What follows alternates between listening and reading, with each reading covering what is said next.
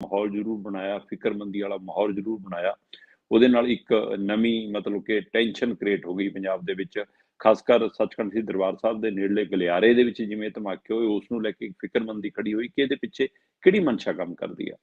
ਹੁਣ ਇਸ ਦੇ ਮਤਲਬ ਕਿ ਪੁਲਿਸ ਕਹਿੰਦੀ ਜੀ ਅਸੀਂ ਮਾਰਚ ਕੱਢ ਲਿਆ, ਅਸੀਂ ਪੈਰ ਨੱਪ ਰਹੇ ਹਾਂ, ਅਸੀਂ ਜਾਂਚ ਕਰ ਰਹੇ ਹਾਂ, ਕੇਂਦਰੀ ਏਜੰਸੀਆਂ ਵਿੱਚ ਇਨਵੋਲਵ ਹੋ ਗਈਆਂ, ਉਹ ਸਾਰਾ ਕੁਛ। ਪਰ ਜਿਹੜੇ ਫੜੇ ਦੋ ਸ਼ੱਕੀ, ਜਿਹੜੇ ਪਹਿਲੇ ਦੋ ਸ਼ੱਕੀ ਜਿਹੜੇ ਫੜੇ, ਉਹ ਫੜੇ ਟਾਸਕ ਫੋਰਸ ਨੇ, ਉਹ ਸ਼੍ਰੋਮਣੀ ਕਮੇਟੀ ਦੇ ਮੁਲਾਜ਼ਮਾਂ ਨੇ।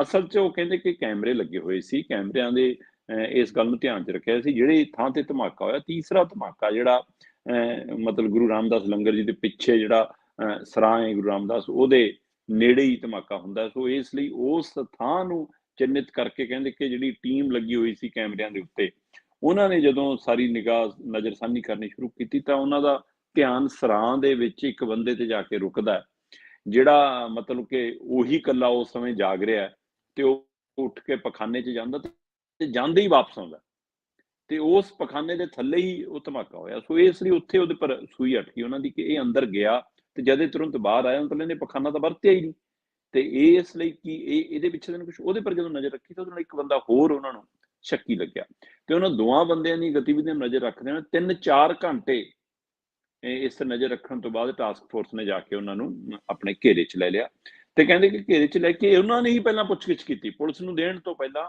ਟਾਸਕ ਫੋਰਸ ਨੇ ਉਹਨਾਂ ਦੋਵਾਂ ਤੋਂ ਪੁੱਛਗਿੱਛ ਕੀਤੀ, ਜਿਹਦੇ ਵਿੱਚ ਉਹਨਾਂ ਨੇ ਮੰਨ ਲਿਆ ਕਿ ਹਾਂ ਅਸੀਂ ਧਮਾਕਿਆਂ ਨੂੰ ਅੰਜਾਮ ਦਿੱਤਾ, ਕਿ ਸਾਡੇ ਨਾਲ ਹੋਰ ਬੰਦੇ ਵੀ ਹੈਗੇ, ਉਹ ਇਸ ਇਦਾਂ ਦਾ ਕਮਰੇ 'ਚ ਠਹਿਰੇ ਨੇ, ਉਹ ਜੋੜਾ, ਤੇ ਉਹ ਜੋੜੇ ਨੂੰ ਵੀ ਫਿਰ ਟਾਸਕ ਫੋਰਸ ਨੇ ਆਪਣੇ ਕੰਟਰੋਲ 'ਚ ਲੈ ਕੇ ਫਿਰ ਪੁਲਿਸ ਨੂੰ ਸੌਂਪਿਆ। ਤੇ ਹੁਣ ਡੀਜੀਪੀ ਹੋਰਾਂ ਨੇ ਨੌਨ ਨਿਹਾਲ ਸਿੰਘ ਹੋਰਾਂ ਨੂੰ ਹਦਾਇਤ ਕਰਤੀ ਆ ਕਿ ਜੀ ਹਾਂ ਮਾਮਲਾ ਸੋਲਵ ਹੋ ਗਿਆ, ਅਸੀਂ ਮਤਲਬ ਕਿ 8 ਜਿੰਦਾ ਬੰਬ ਵੀ ਫੜ ਲਏ, 5 ਅਸੀਂ ਬੰਦੇ ਫੜ ਲਏ, 3 ਧਮਾਕਿਆਂ ਦੀ ਮਾਮਲਾ ਸੁਲਝਾ ਲਿਆ, ਤੇ ਆਹ ਲਓ ਜੀ ਮਤਲਬ ਕਿ ਹੁਣ ਆਪਾਂ ਇਹਦੇ ਪੂਰੇ ਮਾਮਲੇ ਦੀ ਜਾਂਚ ਲਈ ਇੱਕ ਸਿੱਟ ਬਣਾ ਦਿਓ। ਕਿੰਨੀਆਂ ਕੁ ਸਿੱਟ ਤੇ ਕੀ ਇਹਦੇ ਨਾਲ ਮਾਮਲੇ ਸੁਲਝ ਗਿਆ? ਜਿਹੜਾ ਇਹ ਕਿਹਾ ਜਾ ਰਿਹਾ ਕਿ ਆ 5 ਬੰਦਿਆਂ ਦੇ ਫੜਨ ਨਾਲ ਜਾਂ 8 ਜਿੰਦਾ ਬੰਬ ਮਿਲਣ ਨਾਲ ਇਹ ਮਾਮਲਾ ਸੁਲਝ ਗਿਆ। ਸਵਾਲ ਇਹ ਹੈ ਕਿ ਕਿੰਨੀਆਂ ਸਿੱਟਾਂ ਇੱਥੇ ਬੇਅਦਬੀ ਵਾਲੀਆਂ ਘਟਨਾਵਾਂ ਲਗਾਤਾਰ ਵਾਪਰੀਆਂ, ਉਹਦੇ ਤੇ ਸਿੱਟ ਬਣਾ ਲਓ ਜੀ, ਉਹਦੇ ਤੇ ਇਨਕੁਆਇਰੀ ਰੱਖ ਲਓ ਜੀ।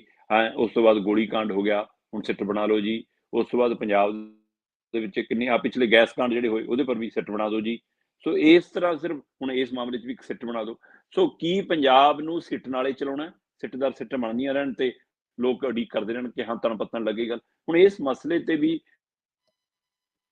ਚਾਹੇ ਇਹ ਪੁਲਿਸ ਵੱਲੋਂ ਦਾਅਵਾ ਕੀਤਾ ਜਾ ਰਿਹਾ ਕਿ ਅਸੀਂ 5 ਬੰਦਿਆਂ ਨੂੰ ਅਰੈਸਟ ਕਰਕੇ ਪੂਰੀ ਗੁੱਥੀ ਸੁਲਝਾ ਲਈ ਆ, ਪਰ ਮੈਂ ਕਹਿੰਦਾ ਇਹਦੇ ਨਾਲੋਂ ਵੱਡਾ ਸਵਾਲ ਇਹ ਹੈ ਕਿ ਇਹਦੇ ਪਿੱਛੇ ਮਨਸ਼ਾ ਕਿਹਦੀ ਸੀ, ਇਹਦੇ ਪਿੱਛੇ ਜਿਹੜੀ ਧਿਰ ਸੀ, ਉਹ ਵੱਡਾ ਸਵਾਲ ਅਜੇ ਵੀ ਜਿਉਂ ਦਾ ਤਿਉਂ ਖੜਿਆ। ਪਰ ਫਿਰ ਵੀ ਮਤਲਬ ਕਿ ਇਹ ਸਾਰੇ ਘਟਨਾਕ੍ਰਮ ਨੇ, ਕਿਉਂਕਿ ਜਿਸ ਦਿਨ ਪਹਿਲੇ ਦਿਨ 2 ਧਮਾਕੇ ਹੋਏ ਸੀ, ਉਸ ਦਿਨ ਵੀ ਜਿਹੜੀ ਮੁੱਢਲੀ ਜਾਂਚ ਆਈ ਸੀ, ਉਹਦੇ ਵਿੱਚ ਕੁਝ ਟੁਕੜੇ ਮਿਲੇ ਸੀ ਜਿਹੜੇ ਕੈਨ ਹੁੰਦੇ ਨੇ, ਜਿਹਨਾਂ ਦੇ ਵਿੱਚ ਕੋਲਡ ਡਰਿੰਕ ਹੁੰਦਾ, ਲੋਹੇ ਜਿਹੇ ਦੇ ਉਹ ਡੱਬੀਆਂ ਜੀਆਂ ਜਿਹੜੀਆਂ ਆਉਂਦੀਆਂ ਨੇ, ਉਹ ਕੈਨ, ਉਹਦੇ ਟੁਕੜੇ ਮਿਲੇ ਸੀ। ਉਸ ਦਿਨ ਵੀ ਸ਼ੰਕੇ ਸੁਭੇ ਹੋਏ ਸੀ। ਹੁਣ ਕਹਿੰਦੇ ਜੀ ਜਿਹੜੇ ਆ 5 ਬੰਦੇ ਫੜੇ ਨੇ, ਉਹਨਾਂ 'ਚ ਉਹਨਾਂ ਨੇ ਦੱਸਤਾ ਕਿ ਬਿਲਕੁਲ ਜੀ ਅਸੀਂ ਇੱਥੇ ਆ ਕੇ ਗੁਰੂ ਰਾਮਦਾਸ ਸਰਾਂ ਦੇ ਅੰਦਰ ਪਖਾਨਿਆਂ 'ਚ ਉਹ ਤਿਆਰ ਕੀਤੇ, ਕੱਚਾ ਮਟੀਰੀਅਲ ਲਿਆਏ ਸੀ, ਉਹਨਾਂ ਨੂੰ ਫਿਰ ਕੋਲਡ ਡਰਿੰਕ ਵਾਲੀਆਂ ਉਹਨਾਂ ਕੈਨ 'ਚ ਪਾ ਲਿਆ ਤੇ ਰੱਸੀ ਦੇ ਧਾਗੇ ਨਾਲ ਉੱਪਰੋਂ ਬੰਨ੍ਹਤੇ, ਜਿੱਦਾਂ ਹੀ ਕਿਸੇ ਨੇ ਧਾਗਾ ਖਿੱਚਿਆ ਤੇ ਉਹ ਬੰਬ ਫਟ ਗਿਆ, ਮਤਲਬ ਹੈ ਨਾ। ਚਾਹੇ ਉਹ ਬੇਸ਼ੱਕ ਮਤਲਬ ਕਿ ਉਹਦੇ ਵਿੱਚ ਪਟਾਕੇ ਵਾਲੀ ਉਹ ਸਮੱਗਰੀ ਸੀ, ਕਹਿੰਦੇ ਕਿ ਉਹ ਕਿਸੇ ਨੂੰ ਸਿੱਧਾ ਜਾਨੀ ਨੁਕਸਾਨ ਪਹੁੰਚਾਉਣ ਲਈ ਨਹੀਂ ਸੀ, ਇੱਕ ਸਿਰਫ ਦਹਿਸ਼ਤ ਫੈਲਾਉਣ ਲਈ ਸੀ। ਹੁਣ ਇਹ ਪੁਲਿਸ ਕਹਿ ਰਹੀ ਹੈ ਖਾੜੀ ਕਿ ਉਹ ਤਾਂ ਉਹਨਾਂ ਦਾ ਮਕਸਦ ਸਿਰਫ ਦਹਿਸ਼ਤ ਫੈਲਾਉਣਾ, ਚਰਚਾ 'ਚ ਆਉਣਾ, ਫੇਮ 'ਚ ਆਉਣਾ। ਉਹਨਾਂ ਨੇ ਆਪਣੇ ਬਕਾਇਦਾ ਆਪਣੇ ਮੋਬਾਈਲਾਂ 'ਚ ਫੋਟੋਆਂ ਖਿੱਚੀਆਂ ਹੋਈਆਂ ਨੇ, ਕਹਿੰਦੇ ਜੀ ਬੰਬਾਂ ਨੂੰ ਹੱਥਾਂ 'ਚ ਫੜ ਕੇ ਕਿਆ ਦੇਖੋ, ਹੈ ਨਾ। ਸੋ ਇਸ ਲਈ ਉਹ ਕਹਿੰਦੇ ਕਿ ਰੱਸੀ ਦੇ ਸਾਰੇ, ਉਹਦੇ ਕੈਨ ਦੇ ਸਾਰੇ, ਉਹ ਸਾਰਾ ਕੁਛ ਉਹਨੂੰ ਅੰਜਾਮ ਦਿੱਤਾ। ਸੋ ਹੁਣ ਸਵਾਲ ਇਹ ਹੈ ਕਿ ਜਿਹੜੇ 3 ਧਮਾਕੇ ਸੀ, ਕਹਿੰਦੇ ਇਹ ਤੋਂ ਬਾਅਦ ਉਹਨਾਂ ਨੇ 3-4 ਧਮਾਕੇ ਹੋਰ ਵਾਲੇ ਕਰਨੇ ਸੀ, ਪਰ 8 ਬੰਬ ਉਹਨਾਂ ਕੋਲੋਂ ਮਿਲ ਗਏ। ਪੁਲਿਸ ਵੱਲੋਂ ਫਾਈਲ ਬੰਦ ਹੋ ਗਈ ਜੀ, ਅਗਲੀ ਜੀ ਇਨਕੁਆਇਰੀ ਲਈ ਸਿੱਟ ਦੇ ਹੁਕਮ ਹੋ ਗਏ। ਪਰ ਉਹ ਸਵਾਲ ਕਿੱਥੇ ਹੈ ਕਿ ਇਹਦੇ ਪਿੱਛੇ ਕੌਣ ਸੀ, ਕਿਹੜੀ ਮਨਸ਼ਾ ਸੀ, ਉਹ ਸਵਾਲ ਜਿਉਂ ਦਾ ਤਿਉਂ, ਉਹਦਾ ਜਵਾਬ ਅਜੇ ਤੱਕ ਕਿਸੇ ਨੇ ਸਾਹਮਣੇ ਆ ਕੇ ਨਹੀਂ ਦਿੱਤਾ। ਬਿਲਕੁਲ ਜੀ, ਫੜੇ ਤਾਂ ਬਹੁਤ ਜਾਂਦੇ ਆ, ਪੁਲਿਸ ਵੱਲੋਂ ਹੀ ਫੜੇ ਜਾਂਦੇ ਆ, ਪਰ ਉਹਦੇ ਪਿੱਛੇ ਕੌਣ ਆ ਉਹ ਕਦੀ ਵੀ ਬਾਹਰ ਨਹੀਂ ਆਇਆ। ਸਿੱਟ ਦਾ ਮਤਲਬ ਹੁੰਦਾ ਵੀ ਸਿਟ ਡਾਊਨ ਹੀ ਹੋ ਜਾਓ, ਕੁਛ ਨਹੀਂ ਹੋਣਾ। ਅੱਗੇ ਗੱਲ ਕਰਦੇ ਆ ਵੀ ਧਮਾਕਿਆਂ ਦੀ। ਹੁਣ ਧਮਾਕਿਆਂ ਦੇ ਪਿੱਛੇ ਗੱਲ ਕੀ ਹੋ ਸਕਦੀ ਆ? ਸਾਜ਼ਿਸ਼ ਆ, ਨਸ਼ਾ ਆ, ਜਾਂ ਕੁਛ ਹੋਰ ਸਿਆਸਤ ਆ? ਕੀ ਇਹ ਲੋਕ ਦੇਖੋ ਮਹਿਸੂਸ ਕਰਦੇ ਆ? ਦੇਖੋ ਮੀਡੀਆ ਦੇ ਵੱਖ-ਵੱਖ ਅਦਾਰਿਆਂ ਨੇ, ਵੱਖ-ਵੱਖ ਧਿਰਾਂ ਨੇ, ਜਦੋਂ ਪਤਾ ਲੱਗਿਆ ਕਿ 5 ਮੁੰਡੇ ਫੜ ਹੋਏ ਨੇ, ਉਹ ਮੈਂ ਦੇਖ ਰਿਹਾ ਸੀਗਾ ਕਿ ਉਹਦੇ ਵਿੱਚ ਨਾਮ ਨੇ ਜਿਹੜੇ ਮਤਲਬ ਸ਼੍ਰੋਮਣੀ ਕਮੇਟੀ ਕਹਿੰਦੀ ਹੈ ਕਿ ਅਸੀਂ ਆਹ 5 ਜਣੇ ਫੜ ਲਏ। ਸੋ ਉਸ ਹਵਾਲੇ ਨਾਲ ਉਹਨਾਂ ਦੇ ਅਦਾਰਿਆਂ, ਕੁਝ ਮੀਡੀਆ ਅਦਾਰਿਆਂ ਨੇ ਉਹਨਾਂ ਦੇ ਪਿੰਡਾਂ ਤੱਕ ਜਦੋਂ ਪਹੁੰਚ ਕੀਤੀ ਤਾਂ ਉਹਦੇ ਵਿੱਚ ਨਸ਼ੇ ਦੀ ਸ਼ਮੂਲੀਅਤ ਖਾਸੀ ਥਾਂ ਤੇ ਮਿਲੀ ਕਿ ਹਾਂ ਇਹ ਮਤਲਬ ਨਸ਼ੇ ਦੇ ਆਦੀ ਹੋ ਗਏ ਸੀ, ਪਿਛਲੇ ਕੁਝ ਸਾਲਾਂ ਤੋਂ ਸਮਾਜ ਤੋਂ, ਪਰਿਵਾਰ ਤੋਂ ਆ ਬੰਦਾ ਟੁੱਟਿਆ ਸੀ, ਜਾਂ ਇੱਕ ਬੰਦਾ ਇਹਨਾਂ 'ਚ ਰਿਸ਼ਵਤ ਦੇ ਮਾਮਲੇ 'ਚ ਫਸ ਲਿਆ ਸੀ। ਸੋ ਇਹ ਕਮਜ਼ੋਰ ਕੜੀ ਹੈ ਨਸ਼ਾ? ਇਹਦੇ ਆਧਾਰ ਤੇ ਨਸ਼ਿਆਂ ਵਾਲਿਆਂ ਨੂੰ ਕੋਈ ਆਪਣੇ ਕੰਟਰੋਲ 'ਚ ਲੈ ਕੇ, ਉਹਨਾਂ ਦੇ ਦਿਮਾਗ ਨੂੰ ਆਪਣੇ ਕੰਟਰੋਲ 'ਚ ਲੈ ਕੇ, ਉਹਨਾਂ ਦੀ ਗਤੀਵਿਧੀਆਂ ਨੂੰ ਆਪਣੇ ਕੰਟਰੋਲ 'ਚ, ਉਹਨਾਂ ਨੂੰ ਮਸ਼ੀਨ ਬਣਾ ਕੇ ਵਰਤ ਲੈਂਦਾ ਕੋਈ? ਇਹ ਸਵਾਲ ਪਹਿਲਾਂ ਵੀ ਕਿੰਨੇ ਮਾਮਲੇ 'ਚ ਉੱਠਦਾ ਰਿਹਾ, ਇਸ ਮਾਮਲੇ 'ਚ ਵੀ ਇਸ ਤਰ੍ਹਾਂ ਉੱਠਦਾ। ਮੇਰੇ ਕੋਲ ਪੂਰੀ ਰਿਪੋਰਟ ਹੈ। ਉਹ ਕਹਿੰਦੇ ਕਿ ਬਕਾਇਦਾ ਦੀਨਾਨਗਰ ਖੇਤਰ ਦਾ ਪਿੰਡ ਹੈ, ਥਾਣਾ ਜਿਹੜਾ ਉੱਥੇ ਦਾ ਦਰੰਗਲਾ, ਉਸ ਦਾ ਸਰਹੱਦੀ ਪਿੰਡ ਆ ਆਦੀਆਂ। ਉਹਦਾ ਮਤਲਬ 26 ਸਾਲ ਦਾ ਮੁੰਡਾ ਇਹ, ਜਿਹੜਾ ਅਮਰੀਕ ਸਿੰਘ ਹੈ ਨਾ, ਤੇ ਉਹਨੂੰ ਮਤਲਬ ਕਿ ਫੜ ਲਿਆ ਹੁਣ। ਉਹ ਅਮਰੀਕ ਸਿੰਘ ਕਹਿੰਦੇ ਕਿ ਮਤਲਬ ਕਿ ਉੱਥੇ ਦਾ ਰਹਿਣ ਵਾਲਾ ਹੈ, 2023 ਦੇ ਫਰਵਰੀ ਮਹੀਨੇ ਤੋਂ ਘਰੋਂ ਗਾਇਬ, ਤੇ ਘਰੋਂ ਬਾਹਰ ਰਹਿੰਦਾ ਹੈ। ਕਿਸੇ ਸਮੇਂ ਟਰੱਕ ਟਰੁੱਕ ਵੀ ਚਲਾਉਂਦਾ ਰਿਹਾ, ਪਰ ਉਹਦਾ ਚਾਚਾ ਹੈ ਜਿਹੜਾ ਪਿੰਡ ਦੇ ਵਿੱਚ ਧਾਰਮਿਕ ਸੇਵਾਵਾਂ ਨਿਭਾਉਂਦਾ ਹੈ, ਤੇ ਉਹਦੇ ਚਾਚੇ ਦੇ ਅਨੁਸਾਰ ਕੁਝ ਮੀਡੀਆ ਰਿਪੋਰਟਾਂ ਦੇ ਹਵਾਲੇ ਨਾਲ ਗੱਲ ਆ ਰਹੀ ਹੈ ਕਿ ਉਹ ਕਹਿੰਦੇ ਕਿ ਉਹਨੇ ਅੰਮ੍ਰਿਤਪਾਨ ਵੀ ਕੀਤਾ ਹੋਇਆ ਸੀ, ਪਰ ਫਿਰ ਉਹ ਤੋਂ ਬਾਅਦ ਉਹ ਪਿਛਲੇ ਕੁਝ ਸਮੇਂ ਤੋਂ ਨਸ਼ੇ ਦੀ ਭੇਟ ਚੜ੍ਹਨ ਲੱਗ ਗਿਆ, ਨਸ਼ੇ ਦਾ ਆਦੀ ਹੋਣ ਲੱਗ ਗਿਆ। ਇਸ ਲਈ ਕਹਿੰਦੇ ਕਿ ਸਾਨੂੰ ਤਾਂ ਆਪ ਇਹ ਹੈਰਾਨੀ ਹੁੰਦੀ ਹੈ ਕਿ ਜਿਹੜਾ ਮੁੰਡਾ 26 ਵਰ੍ਹਿਆਂ ਦੀ ਉਮਰ ਦਾ ਹੋਵੇ, ਸਿੱਖ ਪਰਿਵਾਰ 'ਚ ਹੋਵੇ, ਕਹਿੰਦੇ ਕਿ ਪਹਿਲਾਂ ਉਹ ਅੰਮ੍ਰਿਤਧਾਰੀ ਹੋਵੇ, ਤੇ ਬੇਅਦਬੀ ਵਾਲੇ ਮਾਮਲਿਆਂ ਦੇ ਵਿੱਚ ਉਹ ਆਵਾਜ਼ ਚੁੱਕਦਾ ਰਿਹਾ, ਬੇਅਦਬੀ ਦੇ ਮਾਮਲਿਆਂ 'ਚ ਲੜਾਈ ਲੜਦਾ ਰਿਹਾ, ਉਹ ਆਪ ਅਜਿਹੇ ਮਾਮਲੇ 'ਚ ਕਿਵੇਂ ਸ਼ਾਮਲ ਹੋ ਸਕਦਾ? ਸੋ ਇਹ ਪਰਿਵਾਰ ਦੀ ਉੱਥੇ ਦੀ ਉਹਨਾਂ ਦੀ ਫਿਕਰਮੰਦੀ ਵੀ ਖੜੀ ਆ। ਬੇਸ਼ੱਕ ਖੁੱਲ੍ਹ ਕੇ ਸਾਹਮਣੇ ਆ ਕੇ ਜੇ ਕੋਈ ਨਹੀਂ ਬੋਲ ਰਿਹਾ, ਪਰ ਪਿੰਡ ਤੋਂ, ਉਹਨਾਂ ਦੇ ਇਲਾਕੇ ਤੋਂ ਇਹ ਰਿਪੋਰਟ ਮਤਲਬ ਸਾਹਮਣੇ ਆ ਰਹੀ ਹੈ ਕਿ ਜੀ ਉਹ ਮਤਲਬ ਕਿ ਆਦੀ ਹੋ ਗਿਆ ਸੀਗਾ ਨਸ਼ੇ ਦਾ ਪਿਛਲੇ ਕੁਝ ਸਮੇਂ ਤੋਂ। ਸੋ ਮੈਂ ਤਾਂ ਹੀ ਸਵਾਲ ਕਰਨਾ ਕਿ ਕੀ ਇਹ ਨਸ਼ਾ ਕਾਰਨ ਬਣਦਾ, ਜਾਂ ਨਸ਼ੇੜੀ ਹੋਣ ਤੋਂ ਬਾਅਦ ਫਿਰ ਕੋਈ ਉਹਨਾਂ ਨੂੰ ਆਪਣੇ ਕੰਟਰੋਲ 'ਚ ਲੈਂਦਾ ਕਿ ਹਾਂ ਹੁਣ ਇਹਨੂੰ ਆਪਣੇ ਹਿਸਾਬ ਨਾਲ ਵਰਤ ਲਈਏ? ਮਤਲਬ ਕਿ ਇੰਨੀ ਸੂਝ-ਬੂਝ ਵੀ ਖਤਮ ਹੋ ਜਾਂਦੀ ਹੈ ਕਿ ਅਸੀਂ ਕਿਸ ਥਾਂ ਨੂੰ, ਕਿਸ ਧਰਮ ਨੂੰ, ਕਿਸ ਧਿਰ ਨੂੰ, ਕਿਹਨੂੰ ਨਿਸ਼ਾਨਾ ਬਣਾ ਰਹੇ, ਤੇ ਉਹਦਾ ਨੁਕਸਾਨ ਕਿਹਨੂੰ ਹੈ, ਨਫਾ ਕਿਹਨੂੰ ਹੈ, ਅਸੀਂ ਕੀ ਇਹ ਵੀ ਭੁੱਲ ਜਾਂਦੇ ਹਾਂ? ਕੋਈ ਇਹ ਨਸ਼ਾ ਇਸ ਹੱਦ ਤੱਕ ਰਹਿੰਦਾ। ਇਸੇ ਤਰ੍ਹਾਂ ਦੂਸਰਾ ਸਾਹਿਬ ਸਿੰਘ ਹੈ ਜੀ, ਕਹਿੰਦੇ ਕਿ ਉਹਦੇ ਘਰੇ ਤਾਂ ਤਾਲਾ ਹੀ ਲੱਗਿਆ ਮਿਲਿਆ, ਪਰ ਇਹ ਬੰਦਾ ਮਤਲਬ ਕਿ ਜਦੋਂ ਕਿ ਉਹਦੇ ਮੁੰਡਾ ਇੱਕ ਐਡਵੋਕੇਟ ਹੈ, ਇੱਕ ਮੁੰਡਾ ਵਕਾਲਤ ਕਰ ਰਿਹਾ ਹੈ, ਪਰ ਉਹ ਹੁਣ ਘਰੋਂ ਗਾਇਬ ਨੇ, ਚਾਹੇ ਉਹ ਨਮੋਸ਼ੀ ਕਾਰਨ ਨੇ, ਚਾਹੇ ਉਹ ਬਦਨਾਮੀ ਕਾਰਨ ਨੇ, ਚਾਹੇ ਉਹਨਾਂ ਨੂੰ ਪੁਲਿਸ ਤੇ ਕਿਸੇ ਤਸ਼ੱਦਦ ਦਾ ਡਰ ਹੈ। ਜਦੋਂ ਕਿ ਏਦਾਂ ਨਹੀਂ ਹੁੰਦਾ ਕਿ ਜੇਕਰ ਅਜਿਹੀ ਘਟਨਾ 'ਚ ਉਹ ਬੰਦਾ ਸ਼ਾਮਲ ਹੈਗਾ ਵੀ ਹੈ ਤਾਂ ਇਹਦਾ ਮਤਲਬ ਸਾਰਾ ਪਰਿਵਾਰ ਇਹ 'ਚ ਇਨਵੋਲਵ ਹੋਵੇ। ਸੋ ਇਸ ਲਈ ਪਰ ਕਹਿੰਦੇ ਕਿ ਉਹ ਮੌਕਾ ਬਚਾ ਕੇ ਉੱਥੋਂ ਹੁਣ ਪਿੰਡ 'ਚ ਨਹੀਂ ਹੈਗੇ। ਇਹ ਅੰਮ੍ਰਿਤਸਰ ਦਾ ਹੀ ਪਿੰਡ ਪੈਂਦਾ, ਅੰਮ੍ਰਿਤਸਰ ਦੇ ਖੇਤਰ ਦਾ ਹੀ ਪਿੰਡ ਹੈ ਜਿੱਥੋਂ ਦਾ ਸਾਹਿਬ ਸਿੰਘ ਰਹਿਣ ਵਾਲਾ। ਸੋ ਉਹਦੇ ਘਰੇ ਤਾਲਾ, ਪਰ ਉਹਦੀ ਘਰ ਤੋਂ ਕੁਝ ਦੂਰੀ ਦੇ ਉੱਤੇ ਇੱਕ ਗੋਦਾਮ ਟਾਈਪ, ਇੱਕ ਬਾੜੇ ਟਾਈਪ ਹੈ। ਉੱਥੇ ਕਹਿੰਦੇ ਕਿ ਉਹਨੇ 2-4 ਕਮਰੇ ਪਾਏ ਹੋਏ ਨੇ, ਉੱਥੇ ਕਿਰਾਏਦਾਰ ਕੋਈ ਬੀਬੀ ਰਹਿੰਦੀ ਆ, ਤੇ ਉਹਨੇ ਦੱਸਿਆ ਕਿ ਹਾਂ ਜੀ ਇੱਥੇ ਪਹਿਲਾਂ ਪਟਾਕੇ ਪਟੂਕੇ ਬਣਾਉਂਦੇ ਹੁੰਦੇ ਸੀ, ਪਰ ਹੁਣ ਪਟਾਕੇ ਬਣਾਉਣ ਦਾ ਕੰਮ ਵੀ ਬੰਦ ਆ। ਇਹਦਾ ਮਤਲਬ ਇਹ ਬੰਦਾ ਇਸ ਘਟਨਾ 'ਚ ਇਸ ਲਈ ਜੁੜਿਆ ਕਿ ਹਾਂ ਉਹ ਇਹ ਸਮੱਗਰੀ ਤਿਆਰ ਕਰ ਲੈਂਦਾ ਸੀ, ਜਾਂ ਉਹਨੂੰ ਨੌਲੇਜ ਸੀ, ਉਹਨੂੰ ਜਾਣਕਾਰੀ ਸੀ। ਸੋ ਇਸ ਲਈ ਉਸ ਮਸਲੇ ਦੇ ਉੱਤੇ ਹੁਣ ਸਾਹਿਬ ਸਿੰਘ ਵੀ ਮਤਲਬ ਕਿ ਪੁਲਿਸ ਦੀ ਗਿਰਫਤ 'ਚ ਆ, ਪਰ ਉਧਰ ਪਿੰਡ ਦੇ ਵਿੱਚ ਇੱਕ ਫਿਕਰਮੰਦੀ ਵਾਲਾ ਮਾਹੌਲ ਹੈਗਾ। ਤੇ ਇੱਧਰ ਦੂਸਰੇ ਪਾਸੇ ਇੱਕ ਆਜ਼ਾਦਵੀਰ ਸਿੰਘ ਹੋਰਾਂ ਦੇ ਬਾਪੂ ਹੋਰੀ ਤਹਿਸੀਲ 'ਚ ਲੱਗੇ ਹੋਏ ਸੀ, ਚੜ੍ਹਾਈ ਕਰ ਗਏ, ਤਰਸ ਦੇ ਆਧਾਰ ਤੇ ਮਾਂ ਨੂੰ ਨੌਕਰੀ ਮਿਲ ਗਈ, ਮਾਂ ਚੜ੍ਹਾਈ ਕਰ ਗਈ ਕਹਿੰਦੇ, ਉਹਦੇ ਆਧਾਰ ਤੇ ਫਿਰ ਆਜ਼ਾਦਵੀਰ ਨੂੰ ਨੌਕਰੀ ਮਿਲ ਗਈ। ਤੇ ਜਦੋਂ ਇਹਨੂੰ ਕਹਿੰਦੇ ਆਜ਼ਾਦਵੀਰ ਨੌਕਰੀ ਮਿਲ ਗਈ ਤਾਂ ਉਹਦੇ ਰਿਸ਼ਵਤ ਮਾਮਲੇ 'ਚ ਇੱਕ ਵਾਰ ਫੜਿਆ ਵੀ ਗਿਆ, ਫਸਿਆ ਵੀ, ਪਰ ਮਤਲਬ ਕਿ ਫਿਰ ਉਸ ਤੋਂ ਬਾਅਦ ਇਹ ਕਹਿੰਦੇ ਜੀ, ਇਹ ਵੀ ਪਿੰਡ ਵਾਲੇ ਕਹਿੰਦੇ ਕਿ ਇਹਨੂੰ ਵੀ ਨਸ਼ੇ ਦੀ ਆਦਤ ਹੋ ਗਈ, ਘਰ ਵਾਲੀ ਇਹਨੂੰ ਛੱਡ ਕੇ ਜਾ ਚੁੱਕੀ ਹੈ ਇਹਦੀ, ਪਿਛਲੇ 7-8 ਸਾਲਾਂ ਤੋਂ ਇਹ ਨਸ਼ੇ ਦਾ ਆਦੀ ਆ। ਸੋ ਇਸ ਲਈ ਅਜਿਹੇ ਹਵਾਲੇ ਨਾਲ ਜਦੋਂ ਖਬਰਾਂ ਆਉਂਦੀਆਂ ਨੇ, ਫਿਰ ਉਹਦੇ ਪਰ ਲੱਗਦਾ ਕਿ ਕੀ ਇਹ ਨਸ਼ਾ ਹੀ ਕਾਰਨ ਬਣਿਆ, ਜਾਂ ਇਹਦੇ ਪਿੱਛੇ ਕੋਈ ਸਾਜ਼ਿਸ਼, ਕਿ ਇਹ ਬੰਦਿਆਂ ਨੂੰ ਜਾਣਬੁੱਝ ਕੇ ਫਰੇਮ 'ਚ ਲਿਆ ਗਿਆ ਤੇ ਉਸ ਤੋਂ ਬਾਅਦ ਇਹਨਾਂ ਤੋਂ ਕਰਾਇਆ ਕਿਸੇ ਨੇ, ਇਹ ਸਾਜ਼ਿਸ਼ ਹੈ, ਜਾਂ ਸਾਜ਼ਿਸ਼ ਦੇ ਉੱਤੋਂ ਵੀ ਕੋਈ ਸਿਆਸਤ ਹੈ। ਇਸ ਲਈ ਇਹ ਪਰਤਾਂ ਕੀ ਖੁੱਲਣਗੀਆਂ ਜਾਂ ਨਹੀਂ, ਸਿੱਟੇ ਪਰਤਾਂ ਖੋਲ ਪਾਏਗੀ ਜਾਂ ਨਹੀਂ, ਇਹਦੇ ਪਿੱਛੇ ਦੀ ਮਨਸ਼ਾ ਕੰਮ ਕਰ ਪਾਏਗੀ ਕਿ ਨਹੀਂ? ਕਿਉਂਕਿ ਪੁਲਿਸ ਇਸ ਮਸਲੇ ਦੇ ਵਿੱਚ, ਇਹਦੇ ਵਿੱਚ ਕੋਈ ਦੋ ਰਾਏ ਨਹੀਂ ਕਿ ਚਾਹੇ ਮੁੱਢਲੀ ਜਾਂਚ ਹੈ, ਚਾਹੇ ਮੁੱਢਲੀ ਪੜਤਾਲ ਹੈ, ਪੁਲਿਸ ਵੀ ਕਰ ਰਹੀ ਸੀ, ਕੇਂਦਰੀ ਏਜੰਸੀਆਂ ਵੀ ਕਰ ਰਹੀਆਂ ਸੀ, ਪਰ ਉਹ ਪੈੜ ਨਹੀਂ ਨੱਪ ਸਕੀਆਂ। ਪੈੜ ਨੱਪੀ ਤਾਂ ਉਹ SGPC ਦੇ ਟਾਸਕ ਫੋਰਸ ਨੇ, ਉਹਨਾਂ ਦੇ ਮੁਲਾਜ਼ਮਾਂ ਨੇ ਮੁੱਢਲੀ ਤੌਰ ਤੇ ਉਹਨਾਂ ਨੂੰ ਫੜਿਆ, ਤੇ ਬਾਅਦ ਚੋਂ ਹੁਣ ਪੁਲਿਸ ਦੇ ਹਵਾਲੇ ਕਰਤਾ। ਪਰ ਇਹਦੇ ਨਾਲ ਇਹਦਾ ਮਤਲਬ ਇਹ ਵੀ ਨਹੀਂਗਾ ਕਿ ਸ਼੍ਰੋਮਣੀ ਕਮੇਟੀ ਜਾਂ ਉਹਦੇ ਮੁਲਾਜ਼ਮ ਬਰੀ ਹੋ ਜਾਣ। ਸਵਾਲ ਇਹ, ਉਹ ਕਹਿੰਦੇ ਜੀ ਇਹ ਪਿਛਲੇ 10 ਦਿਨਾਂ ਤੋਂ ਸਰਾਂ 'ਚ ਰਹਿ ਰਹੇ ਸੀ। ਮੈਂ ਦੇਖਣਾ ਉੱਥੇ ਜਿਹੜੇ ਤੁਹਾਡੇ ਸਾਡੇ ਵਰਗਾ ਕੋਈ ਸ਼ਰਧਾਲੂ ਜਾਂਦਾ, 2 ਦਿਨ ਤੋਂ ਬਾਅਦ ਕਮਰਾ ਨਹੀਂ ਮਿਲਦਾ।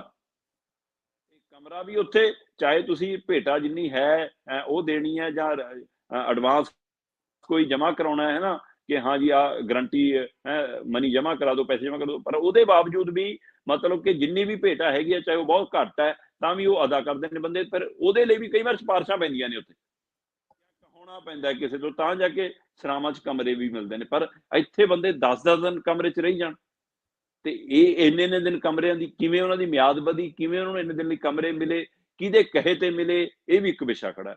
ਇਹ ਜ਼ਰੂਰੀ ਨਹੀਂ ਹੁੰਦਾ ਕਿ ਜਿਹਨੇ ਕਮਰਾ ਦਵਾਇਆ ਉਹਨੂੰ ਪਤਾ ਵੀ ਹੋਵੇ ਕਿ ਇਹਨਾਂ ਨੇ ਇਹ ਕਾਰਾ ਕਰਨਾ ਹੈ। ਪਰ ਜੇ ਇਹਨਾਂ ਦਾ ਪੁਰਾਣਾ ਰਿਕਾਰਡ ਇਹੋ ਜਿਹਾ ਬੋਲਦਾ ਸੀ, ਤਾਂ ਫਿਰ ਸਿਫਾਰਿਸ਼ ਕਰਨ ਵਾਲੇ ਨੂੰ ਪਤਾ ਵੀ ਹੋਣਾ ਚਾਹੀਦਾ। ਤੇ ਪਰ ਕੀ ਉਹ ਸਿਰਫ ਆਪ ਮੁਹਾਰੇ ਆ ਗਏ, ਆਪ ਮੁਹਾਰੇ ਉਹਨਾਂ ਦਾ ਮਨ ਕੀਤਾ ਕਿ ਅਸੀਂ ਦਰਬਾਰ ਸਾਹਿਬ ਦੇ ਬਾਹਰ ਇਹ ਧਮਾਕਾ ਕਰਨਾ, ਕਿਉਂ? ਉਹਨਾਂ ਨੂੰ ਕਿਹੜੀ ਗੱਲ ਕਹਿੰਦੇ ਜੀ ਬੇਅਦਬੀ ਵਾਲੇ ਮਾਮਲਿਆਂ 'ਚ ਉਹ ਦੁਖੀ ਸੀਗੇ। ਫਿਰ ਇਹ ਧਮਾਕੇ ਕਰਨ ਨਾਲ ਤਾਂ ਬਦਨਾਮੀ ਵੱਧ ਹੋ ਰਹੀ ਹੈ, ਨੁਕਸਾਨ ਵੱਧ ਹੋ ਰਿਹਾ ਹੈ, ਧਾਰਮਿਕ ਸਥਾਨ ਸਾਡਾ ਸਵਾਲਾਂ ਦੇ ਘੇਰੇ 'ਚ ਲਿਆਂਦਾ ਜਾ ਰਿਹਾ। ਸੋ ਇਸ ਲਈ ਇਸ ਮੌਕਾ ਦੇ ਰਹੇ ਹਾਂ ਸਾਡੇ ਵਿਰੋਧੀਆਂ ਨੂੰ ਬੋਲਣ ਦਾ, ਅਸੀਂ ਤਾਂ ਮੌਕਾ ਦੇ ਰਹੇ ਹਾਂ ਜਿਹੜੇ ਘਾੜਨਾ ਘੜਦੇ ਨੇ, ਸਾਜ਼ਿਸ਼ਾਂ ਘੜਦੇ ਨੇ, ਉਹਨਾਂ ਨੂੰ ਇੱਕ ਹੋਰ ਮੁੱਦਾ ਦੇ ਰਹੇ ਹਾਂ। ਸੋ ਇਸ ਲਈ ਸਵਾਲ ਹੈ ਕਿ ਕੀ ਇਹਨਾਂ ਨੇ ਆਪਣੀ ਸਮਝ ਨਾਲ ਇਸ ਘਟਨਾ ਨੂੰ ਅੰਜਾਮ ਦਿੱਤਾ ਜਾਂ ਕਿਸੇ ਨੇ ਇਹਨਾਂ ਨੂੰ ਸਾਜ਼ਿਸ਼ 'ਚ ਲੈ ਲਿਆ ਆਪਣੀ ਜਾਂ ਇਹਦੇ ਪਿੱਛੇ ਵੀ ਕੋਈ ਸਿਆਸਤ ਸੀ, ਜਿਹੜੀ ਸਿਆਸਤ ਫੜੂਗੀ ਜਾਂ ਨੁਕਸਾਨ ਕਰੂਗੀ, ਆਉਣ ਵਾਲਾ ਸਮਾਂ ਦੱਸੂਗਾ। ਪਰ ਫਿਲਹਾਲ ਪੁਲਿਸ ਦਾ ਦਾਅਵਾ ਹੈ ਜੀ ਕਿ ਅਸੀਂ 8 ਜਿੰਦਾ ਬੰਬ ਬਰਾਮਦ ਕਰ ਲਏ, ਅਸੀਂ 5 ਬੰਦੇ ਬਰਾਮਦ ਕਰ ਲਏ, ਚਿੱਠੀਆਂ ਦੇ ਟੁਕੜੇ ਬਰਾਮਦ ਕਰ ਲਏ ਤੇ ਉਹ ਤੋਂ ਬਾਅਦ ਇਹ ਥਾਵਾਂ ਨਾਮਜ਼ਦ ਕਰ ਲਈਆਂ ਤੇ ਇਹ ਤੋਂ ਪਿੱਛੇ ਕੋਈ ਹੋ ਸਕਦਾ ਹੈ, ਇਹਦੇ ਪਿੱਛੇ ਕੀ ਹੋ ਸਕਦਾ ਹੈ, ਕਿਵੇਂ ਇਸ ਘਟਨਾ ਨੂੰ ਅੰਜਾਮ ਦਿੱਤਾ, ਉਹਦੇ ਲਈ ਅਸੀਂ ਹੁਣ ਸਿੱਟ ਬਣਾਉਣ ਜਾ ਰਹੇ ਹਾਂ ਤੇ ਉਹ ਸਾਰਾ ਮਾਮਲਾ ਸਾਹਮਣੇ ਆਊਗਾ। ਪਰ ਕਦੋਂ ਆਊਗਾ ਇਹ ਪਤਾ ਨਹੀਂ ਜੀ। ਫਿਲਹਾਲ ਪੁਲਿਸ ਦੇ ਮਾਮਲੇ 'ਚ ਤਾਂ ਪੂਰਾ ਹੋ ਗਿਆ ਮਾਮਲਾ, ਉਹਨਾਂ ਦੀਆਂ ਫਾਈਲਾਂ ਤਾਂ ਬੰਦ ਨੇ। ਦੇਖੋ ਜੀ, ਜਦ ਤੱਕ ਪਤਾ ਲੱਗਣਾ ਆ, ਬਿੱਲਾ ਬਿਹਾ ਜਾਣਾ ਆ, ਬਹੁਤ ਲੰਬਾ ਹੂੰ। ਟਾਈਮ ਹੋ ਜਾਣਾ ਜਦੋਂ ਪਰਤਾਂ ਖੁੱਲਣਗੀਆਂ ਇਹਦੀਆਂ। ਬਿਲਕੁਲ, ਤੇ ਸ਼੍ਰੋਮਣੀ ਅੱਗੇ ਕਮੇਟੀ ਕਹਿੰਦੀ ਆ, ਵੈਸੇ ਸ਼੍ਰੋਮਣੀ ਕਮੇਟੀ ਦਮ ਭਰ ਰਹੀ ਹੈ ਕਿ ਹੁਣ ਅਸੀਂ ਆਪਣੀ ਸੁਰੱਖਿਆ ਆਪਣੇ ਦਮ ਤੇ ਹੋਰ ਵਧਾਵਾਂਗੇ, ਕਿਉਂਕਿ ਕੱਲ ਮੈਂ ਦੇਖ ਰਿਹਾ ਸੀ ਹਰਿੰਦਰ ਸਿੰਘ ਧਾਮੀ ਹੋਰੀ ਵੀ ਪੂਰਾ ਆਪਣਾ ਜਥਾ ਲੈ ਕੇ ਗਏ, ਉਹਨਾਂ ਨੇ ਵੀ ਪੂਰੇ ਉਹ ਘਟਨਾਕ੍ਰਮ ਦਾ ਦੌਰਾ ਕੀਤਾ। ਜਿਹੜੀਆਂ ਟੀਮ ਨੇ ਕੈਮਰਾਮੈਨ ਵਾਲਿਆਂ ਨੇ, ਉਹ ਸਾਰੇ IT ਵਾਲੇ ਮੁੰਡਿਆਂ ਨੇ ਜਿਨ੍ਹਾਂ ਨੇ ਹਿੰਮਤ ਦਿਖਾਈ, ਨਾਮਜ਼ਦ ਕੀਤੇ ਬੰਦੇ, ਉਹ ਤੋਂ ਬਾਅਦ ਚੌਕਸ ਰਹਿ ਕੇ ਸਾਰੀ ਘਟਨਾ ਨੂੰ ਤਾਂ ਉਹਨਾਂ ਨੂੰ ਸ਼ਾਬਾਸ਼ ਵੀ ਦਿੱਤੀ।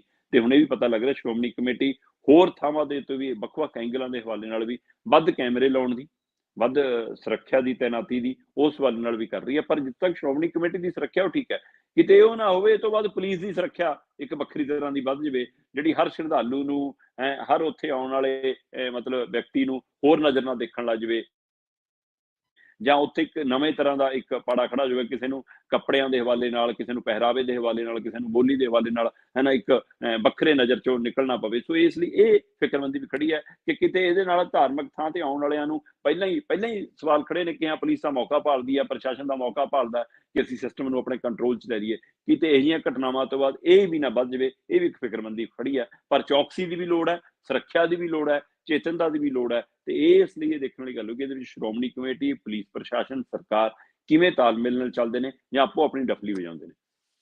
ਜੀ, ਜੀ, ਬਿਲਕੁਲ। ਕਈ ਵਾਰ ਰੌਲਾ ਪਾ ਕੇ ਹਟ ਜਾਂਦੇ ਆ, ਜਿਸ ਤਰ੍ਹਾਂ ਕਿ ਟੀਵੀ ਚਲਾਉਣ ਦਾ, YouTube ਚੈਨਲ ਬਣਾਉਣ ਦਾ ਹੂੰ, ਰੌਲਾ ਪਿਆ ਸੀ, ਪਰ ਹੋਇਆ ਕੁਛ ਨਹੀਂ। ਤੇ ਬਿਲਕੁਲ। ਅੱਗੇ ਗੱਲ ਕਰਦੇ ਹੁਣ ਦਿੱਲੀ ਦੀ, ਦਿੱਲੀ ਨੂੰ ਚੱਲੀਏ। LG ਨਹੀਂ, ਕੇਜਰੀਵਾਲ ਹੈ ਦਿੱਲੀ ਸਰਕਾਰ। ਹਾਂ, ਬਿਲਕੁਲ ਜੀ, ਸੁਪਰੀਮ ਕੋਰਟ ਨੇ ਜਿਹੜਾ ਫੈਸਲਾ ਸੁਣਾਇਆ ਉਹ ਇੱਕ ਲੱਗਦਾ ਕਿ ਸ਼ਲਾਘਾਯੋਗ ਹੈ, ਲੋਕਤੰਤਰਕ ਤਰੀਕੇ ਨਾਲ ਉਹ ਬਹਾਲੀ ਵੱਲ ਜਾਏਗਾ, ਕਿਉਂਕਿ ਦਿੱਲੀ ਦੇ ਵਿੱਚ ਸਭ ਨੂੰ ਪਤਾ ਕਿ ਬੇਸ਼ੱਕ ਉੱਥੇ ਦੀ ਪੁਲਿਸ ਆ, ਬੇਸ਼ੱਕ ਉੱਥੇ ਜ਼ਮੀਨੀ ਮਾਮਲੇ ਨੇ, ਬੇਸ਼ੱਕ ਕੁਝ ਕੁ ਮਤਲਬ ਕਿ ਕਾਨੂੰਨੀ ਵਿਵਸਥਾ ਨੂੰ ਲੈ ਕੇ ਕੁਝ ਮਾਮਲੇ ਨੇ। ਸੋ ਇਹਨਾਂ 2-3 ਚੀਜ਼ਾਂ ਨੇ ਖਾਸ ਕਰਕੇ ਪੁਲਿਸ, ਕਾਨੂੰਨੀ ਮਾਮਲੇ ਤੇ ਜਾਂ ਕਾਨੂੰਨੀ ਪ੍ਰਬੰਧ ਤੇ ਜਾਂ ਫਿਰ ਜ਼ਮੀਨ ਦੇ ਮਾਮਲੇ, ਇਹ ਕੇਂਦਰ ਦੇ ਕੋਲ ਨੇ। ਇਹਨਾਂ ਤੋਂ ਇਲਾਵਾ ਬਾਕੀ ਸਾਰਾ ਕੁਛ ਉੱਥੇ, ਕਿਉਂਕਿ ਅਜੇ ਸੰਪੂਰਨ ਸੂਬੇ ਦਾ ਦਰਜਾ ਨਹੀਂ ਹੈ ਦਿੱਲੀ ਕੋਲ। ਸੋ ਇਸ ਲਈ ਇਹ 3 ਚੀਜ਼ਾਂ ਨੂੰ ਛੱਡ ਕੇ ਬਾਕੀ ਸਾਰੇ ਅਧਿਕਾਰ ਉੱਥੇ ਦੇ ਮੁੱਖ ਮੰਤਰੀ ਨੂੰ ਨੇ। ਪਰ ਲਗਾਤਾਰ ਭਾਜਪਾ ਦੇ ਰਾਜ ਦੇ ਵਿੱਚ ਜਾਂ ਨਰਿੰਦਰ ਮੋਦੀ ਦੀ ਅਗਵਾਈ ਹੇਠ ਜਾਂ ਉਹਨਾਂ ਦੀ ਨੀਤੀ ਦੇ ਤਹਿਤ ਸਾਰੇ ਅਧਿਕਾਰ LG ਨੂੰ ਦਿੱਤੇ ਜਾ ਰਹੇ ਸੀ। ਮਤਲਬ LG ਫਾਈਲ ਪਾਸ ਕਰੂਗਾ, LG ਹੁਕਮ ਲਾਏਗਾ, LG ਦੇ ਕਹੇ ਤੇ ਅਫਸਰ ਲੱਗਣਗੇ, LG ਹਟਾ ਦੂਗਾ, LG ਕਿਹੜਾ ਵੀ ਫੈਸਲਾ ਰੱਦ ਕਰ ਦੂਗਾ। ਸੋ ਇਸ ਲਈ ਕੇਜਰੀਵਾਲ ਹੋਰਾਂ ਦਾ ਲਗਾਤਾਰ, ਕੇਜਰੀਵਾਲ ਸਰਕਾਰ ਦਾ ਲਗਾਤਾਰ LG ਨਾਲ ਉਪ ਰਾਜਪਾਲ ਨਾਲ ਵਿਵਾਦ ਚੱਲਦਾ ਆ ਰਿਹਾ ਸੀ। ਸੋ ਇਸ ਨੂੰ ਲੈ ਕੇ ਜਦੋਂ ਹੁਣ ਕੋਰਟ ਕਚਹਿਰੀ ਪਹੁੰਚੇ ਤਾਂ ਉਹ ਸੁਪਰੀਮ ਕੋਰਟ ਨੇ ਜਿਸ ਤਰ੍ਹਾਂ ਦੀ ਸਖਤ ਫੈਸਲਾ ਸੁਣਾਇਆ, ਜਿਸ ਤਰ੍ਹਾਂ ਦੀ ਸਖਤ ਟਿੱਪਣੀ ਕੀਤੀ ਕਿ ਭਾਈ ਆਹ 3 ਚੀਜ਼ਾਂ ਇਹਦੇ ਅਧਿਕਾਰ ਤੋਂ ਬਾਹਰ ਨੇ ਕੇਜਰੀਵਾਲ ਦੇ, ਸਿਰਫ ਜ਼ਮੀਨ, ਕਾਨੂੰਨ ਵਿਵਸਥਾ ਤੇ ਪੁਲਿਸ। ਇਹ ਤੋਂ ਬਿਨਾਂ ਅਫਸਰ ਕਿਹੜਾ ਲਾਉਣਾ, ਕਿੱਥੇ ਲਾਉਣਾ, ਕਿਵੇਂ ਲਾਉਣਾ, ਉਹਦਾ ਫੈਸਲਾ ਹੈ, ਕਿਹਨੂੰ ਬਦਲਣਾ, ਕਿਹੜੀ ਨੀਤੀ ਲਿਆਉਣੀ, ਉਹਦਾ ਫੈਸਲਾ ਕਰਨ ਦਾ ਅਧਿਕਾਰ ਕੇਜਰੀਵਾਲ ਸਰਕਾਰ ਨੂੰ ਇਹ ਆ, ਇਹ ਐਲਜੀ ਨੂੰ ਨਹੀਂ ਹੈ। ਤੇ ਐਲਜੀ ਦਾ ਕੰਮ ਬਾਕੀ ਸੂਬਿਆਂ ਦੇ ਰਾਜਪਾਲ ਵਾਂਗ ਫੈਸਲਿਆਂ ਨੂੰ ਮੰਨਣਾ ਹੈ, ਇਹ ਨਹੀਂਗਾ ਕਿ ਸਾਰੀ ਗੱਲ ਦੀ ਮਨਜ਼ੂਰੀ ਲੈਣ ਆਉਣਗੇ ਪਹਿਲਾਂ। ਸੋ ਇਸ ਲਈ ਸਰਕਾਰ ਚੁਣੇ ਨੁਮਾਇੰਦਿਆਂ ਦੀ ਆ, ਚੁਣੇ ਐਮਐਲਏਆਂ ਦੀ, ਔਰ ਲੋਕਾਂ ਨੇ ਚੁਣੇ ਨੇ, ਇਸ ਲਈ ਲੋਕ ਨੁਮਾਇੰਦਿਆਂ ਦੀ ਗੱਲ ਐਲਜੀ ਨੂੰ ਸੁਣਨੀ ਪਊਗੀ। ਸੋ ਇਸ ਤਰ੍ਹਾਂ ਦੀ ਜਿਹੜੀ ਸਖਤ ਹਦਾਇਤ ਸੁਪਰੀਮ ਕੋਰਟ ਨੇ ਕੀਤੀ ਆ, ਉਹਦੇ ਨਾਲ ਮੈਨੂੰ ਲੱਗਦਾ ਕੇਜਰੀਵਾਲ ਸਰਕਾਰ ਨੂੰ ਤਾਕਤ ਵੀ ਮਿਲੀ ਆ, ਲੋਕਤੰਤਰਿਕ ਹਵਾਲੇ ਨਾਲ ਵੀ ਤਾਕਤ ਮਿਲੀ ਆ। ਹੁਣ ਉਹਦਾ ਇਹ ਫਾਇਦਾ ਕਿੰਨਾ ਲੈਂਦੇ ਨੇ, ਲੋਕ ਹਿੱਤ 'ਚ ਕੰਮ ਕਿੰਨਾ ਕਰ ਪਾਉਂਦੇ ਨੇ, ਇਹ ਦੇਖਣ ਵਾਲੀ ਗੱਲ ਹੋਊਗੀ, ਕਿਉਂਕਿ ਵਿਵਾਦ ਇਹਨਾਂ ਦੇ ਆਲੇ ਦੁਆਲੇ ਵੀ ਖਾਸੇ ਖੜੇ ਨੇ, ਚਾਹੇ ਉਹ ਸ਼ਰਾਬ ਨੀਤੀ ਵਾਲਾ ਖੜਿਆ ਹੋਵੇ, ਚਾਹੇ ਉਹਨਾਂ 45 ਕਰੋੜ ਫਿਰ 171 ਕਰੋੜ ਉਹ ਘਰ ਵਾਲਾ ਮਾਮਲਾ ਖੜਿਆ ਹੋਵੇ, ਚਾਹੇ ਉਹ ਸਤਿੰਦਰ ਜੈਨ ਵਾਲਾ ਮਾਮਲਾ, ਸੁਕੇਸ਼ ਠੱਗ ਵਾਲਾ ਮਾਮਲਾ ਖੜਿਆ ਹੋਵੇ, ਉਹ ਸਾਰੇ ਮਾਮਲੇ ਵੱਡੇ ਇਹਨਾਂ ਦੇ ਖਿਲਾਫ ਵੀ ਖੜੇ ਨੇ। ਪਰ ਇਹ ਸਭ ਦੇ ਦਰਮਿਆਨ ਜਿਹੜਾ ਆਹ ਫੈਸਲਾ ਆਇਆ ਇਸ ਨੇ ਹੁਣ ਇਹਨਾਂ ਨੂੰ ਅਧਿਕਾਰ ਦਿੱਤਾ ਕਿ ਇਹ ਆਪਣੀ ਮਰਜ਼ੀ ਦੇ ਨਾਲ ਘੱਟੋ ਘੱਟ ਅਧਿਕਾਰੀਆਂ ਦੀ ਨਿਯੁਕਤੀ, ਵਿਭਾਗਾਂ ਦੇ ਵਿੱਚ ਤੈਨਾਤੀ, ਵਿਭਾਗੀ ਕੰਮਕਾਜ, ਉਸ ਦੀਆਂ ਨੀਤੀਆਂ ਘੜਨਾ, ਉਸ ਨੂੰ ਅੱਗੇ ਲੈ ਕੇ ਜਾਣਾ, ਲੋਕ ਹਿੱਤ ਦੀਆਂ ਯੋਜਨਾਵਾਂ ਨੂੰ ਅਮਲੀ ਜਾਮਾ ਪਹਿਨਾਉਣਾ, ਉਹਦੇ ਲਈ ਕੰਮ ਕਰ ਸਕਦੇ ਨੇ। ਸੋ ਇੱਕ ਪਾਸਿਓਂ ਇਹ ਇਕੱਲੇ ਦਿੱਲੀ ਦਾ ਮਾਮਲਾ ਨਹੀਂਗਾ, ਬਾਕੀ ਸੂਬਿਆਂ 'ਚ ਵੀ ਜਿਹੜੇ ਸੰਪੂਰਨ ਸੂਬੇ ਨੇ ਉੱਥੇ ਵੀ ਰਾਜਪਾਲ ਰਾਹੀਂ ਕੰਟਰੋਲ ਕਰਨ ਦੀ ਕੋਸ਼ਿਸ਼ ਹੋ ਰਹੀ ਹੈ। ਉਹ ਇਸ ਲਈ ਖਾਸ ਕਰਕੇ ਉਹਨਾਂ ਸੂਬਿਆਂ 'ਚ ਜਿੱਥੇ ਬੀਜੇਪੀ ਦੀ ਸਰਕਾਰ ਨਹੀਂ ਆ, ਜਿੱਥੇ ਬੀਜੇਪੀ ਭਾਈਵਾਲ ਵੀ ਨਹੀਂ ਆ, ਉਹਨਾਂ ਸੂਬਿਆਂ 'ਚ ਤਾਂ ਬਿਲਕੁਲ ਹੈ। ਜਿੱਥੇ ਮੰਨ ਲਓ ਆਮ ਆਦਮੀ ਪਾਰਟੀ ਦੀ ਪੰਜਾਬ ਸਰਕਾਰ ਹੈ, ਜਾਂ ਰਾਜਸਥਾਨ 'ਚ ਮੰਨ ਲਓ ਕਾਂਗਰਸ ਦੀ ਸਰਕਾਰ ਹੈ, ਜਾਂ ਕਈ ਥਾਵਾਂ ਦੇ ਉੱਤੇ ਜਿਵੇਂ ਮਹਾਰਾਸ਼ਟਰ 'ਚ ਪਹਿਲਾਂ ਉਦੋਂ ਠਾਕਰੇ ਦੀ ਸਰਕਾਰ ਸੀ, ਜਦੋਂ ਇਹਨਾਂ ਨੂੰ ਵਿਗੜ ਗਈ ਫਿਰ ਉੱਥੇ ਕੀ ਕੁਛ ਕੀਤਾ। ਸੋ ਇਸੇ ਤਰ੍ਹਾਂ ਹੁਣ ਕਰਨਾਟਕਾ ਦੇ ਜੇ ਨਤੀਜੇ ਆਉਣੇ ਨੇ, ਪਰ ਪਿਛਲੀ ਵਾਰ ਕਰਨਾਟਕਾ 'ਚ ਕਿਹੜਾ ਖੇਡ ਖੇਡਿਆ ਉਹ ਸਾਰਿਆਂ ਨੂੰ ਪਤਾ। ਇਸ ਲਈ ਬੀਜੇਪੀ ਨੂੰ ਜਾਂ ਮਮਤਾ ਬੈਨਰਜੀ ਮਾਮਲੇ 'ਚ ਪੱਛਮੀ ਬੰਗਾਲ 'ਚ ਜਿਵੇਂ ਇਹ ਮਤਲਬ ਆਪਣੀ ਦੰਗਈ ਦਿਖਾਉਂਦੇ ਨੇ, ਇਸ ਲਈ ਇਹ ਸਵਾਲ ਹੈ ਕਿ ਕੀ ਇਹ ਸੰਵਿਧਾਨਕ ਅਹੁਦਿਆਂ ਤੇ ਬੈਠੇ ਵਿਅਕਤੀ ਕਾਨੂੰਨੀ ਹੱਦਾਂ ਤੋਂ ਬਾਹਰ ਜਾ ਕੇ ਜਦੋਂ ਕਾਰਵਾਈ ਕਰਦੇ ਨੇ ਤਾਂ ਸੁਪਰੀਮ ਕੋਰਟ ਦੇ ਫੈਸਲੇ ਇਹਨਾਂ ਲਈ ਸਹਾਈ ਹੋ ਸਕਦੇ ਨੇ। ਸੋ ਸੁਪਰੀਮ ਕੋਰਟ ਦਾ ਫੈਸਲਾ ਸ਼ਲਾਘਾਯੋਗ ਹੈ, ਪਰ ਇਹਨੂੰ ਕਿਵੇਂ ਦੇਖਦੀ ਹੈ ਹੁਣ ਕੇਂਦਰ ਦੀ ਸਰਕਾਰ, ਭਾਜਪਾ, ਕਿ ਤਿਲਮਲਾਈ ਤਾਂ ਹੋਏਗੀ, ਉਹਦੇ ਨਾਲ ਤਕਲੀਫ ਤਾਂ ਹੋਏਗੀ, ਇਸ ਨੂੰ ਕਿਹੜੇ ਹੋਰ ਨਵੇਂ ਤਰੀਕੇ ਨਾਲ ਉਹ ਲੈਂਦੇ ਨੇ, ਇਹ ਦੇਖਣ ਵਾਲੀ ਗੱਲ ਹੋਏਗੀ। ਇਹ ਟਕਰਾਅ ਰੁਕਣ ਵਾਲਾ ਤਾਂ ਨਹੀਂ, ਐਲਜੀ ਬਨਾਮ ਕੇਜਰੀਵਾਲ ਦਾ ਇਹ ਵਧਣ ਵਾਲਾ, ਪਰ ਫਿਲਹਾਲ ਲਈ ਇਹ ਸ਼ਾਂਤੀ ਜ਼ਰੂਰ ਪਰਪੀ ਹੈ ਕਿ ਹਾਂ ਸੁਪਰੀਮ ਕੋਰਟ ਦੇ ਫੈਸਲੇ ਤੋਂ ਬਾਅਦ ਕੇਜਰੀਵਾਲ ਨੂੰ ਇੱਕ ਨਵੀਂ ਤਾਕਤ ਮਿਲੀ। ਔਰ ਉਹਨੇ ਕਿਹਾ ਵੀ ਆ, ਕਿਹਾ ਲੋਕਤੰਤਰ ਦੀ ਬਹਾਲੀ ਹੈ, ਬਕਾਇਦਾ ਪ੍ਰੈਸ ਕਾਨਫਰੰਸ ਕੀਤੀ ਕਿ ਅਸੀਂ ਹੁਣ ਆਹ ਕੁਛ ਕਰਾਂਗੇ, ਕਰ ਸਕਦੇ ਹਾਂ। ਸੁਪਰੀਮ ਕੋਰਟ ਦਾ ਉਹਨੇ ਧੰਨਵਾਦ ਕੀਤਾ। ਸੋ ਇਹਦੇ ਨਾਲ ਇਕੱਲਾ ਦਿੱਲੀ ਦਾ ਨਹੀਂ, ਮੈਨੂੰ ਲੱਗਦਾ ਬਾਕੀ ਸੂਬਿਆਂ ਦੇ ਵਿੱਚ ਵੀ ਕੰਨ ਹੋ ਗਏ ਉਹ ਧੀਏ ਨਹੀਂ ਤੂੰ ਗੱਲ ਸੁਣ, ਨੂੰ ਹੈ ਨਹੀਂ ਤੂੰ ਕੰਨ ਕਰ। ਸੋ ਮੈਨੂੰ ਲੱਗਦਾ ਇਹ ਉਹੀ ਗੱਲ ਹੈ ਕਿ ਇਕੱਲੇ ਐਲਜੀ ਨੂੰ ਨਹੀਂ ਸੁਣਾਇਆ, ਬਾਕੀ ਰਾਜਪਾਲਾਂ ਨੂੰ ਵੀ ਸੁਣਾਇਆ, ਖਾਸ ਕਰਕੇ ਉਹਨਾਂ ਸੂਬਿਆਂ 'ਚ ਜਿੱਥੇ ਬੀਜੇਪੀ ਦੀ ਸਰਕਾਰ ਨਹੀਂ, ਕਿ ਭਾਈ ਸਰਕਾਰ ਨੂੰ ਸਰਕਾਰ ਵਾਂਗ ਚੱਲਣ ਦਿਓ, ਉਹਦੇ ਵਿੱਚ ਸਿੱਧੀ ਦਖਲਅੰਦਾਜ਼ੀ ਨਾ ਕਰੋ। ਸੋ ਸੁਪਰੀਮ ਕੋਰਟ ਦੀ ਇਹ ਪਹਿਲਕਦਮੀ ਸ਼ਲਾਘਾਯੋਗ ਹੈ। ਬਿਲਕੁਲ, ਕਾਫੀ ਸਾਲਾਂ ਤੋਂ ਐਲਜੀ ਦੇ ਬਾਰੇ ਸੁਣਦੇ ਆਏ ਸੀ ਕਿ ਵੀ ਕੋਈ ਵੀ ਗੱਲ ਨਹੀਂ ਮੰਨ ਰਿਹਾ। ਤੇ ਅੱਗੇ ਕਰਨਾਟਕ ਦੀ ਤੁਸੀਂ ਨਾਂ ਲਿਆ, ਕਰਨਾਟਕ ਦੀ ਗੱਲ ਕਰੀਏ, ਉੱਥੇ ਜਿੱਤਣ ਲਈ ਭਾਜਪਾ ਨੇ 75 ਸਾਲ ਉਮਰ ਵਾਲੀ ਨੀਤੀ ਤਿਆਗ ਦਿੱਤੀ।